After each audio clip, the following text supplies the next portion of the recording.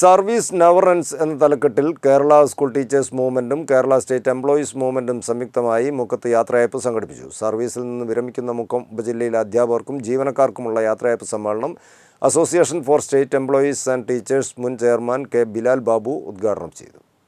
Service never ends എന്ന തലക്കെട്ടിൽ Kerala school teachers മൂവ്മെൻറ്റും കേരള സ്റ്റേറ്റ് എംപ്ലോയീസ് മൂവ്മെൻറ്റും സംയുക്തമായാണ് മുക്കത്ത് യാത്രയയപ്പ് സംഘടിപ്പിച്ചത്.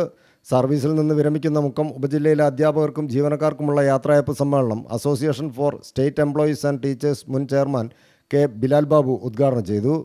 KSTM മുക്കം ഉപജില്ലാ പ്രസിഡന്റ് M മുനീബ് അധ്യക്ഷത വഹിച്ചു. വെൽഫെയർ പാർട്ടി മണ്ഡലം പ്രസിഡന്റ് ചന്ദ്രൻ കല്ലുരുട്ടി മുഖ്യാതിഥിയായിരുന്നു.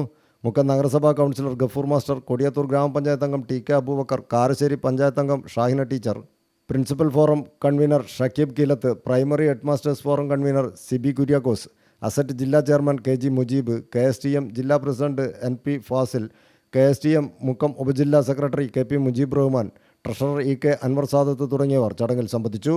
പങ്കാളിത്ത പെൻഷൻ പദ്ധതി ഉപേക്ഷിക്കണമെന്ന പ്രമേയം KSTA ജില്ലാ പ്രസിഡന്റ് NP ഫാസിൽ യോഗത്തിൽ അവതരിപ്പിച്ചു. ചടങ്ങിൽ ബന്ന ചന്ദമംഗലൂർ, നജീബ് മാസ്റ്റർ തുടങ്ങിയവരെ ആദരിച്ചു.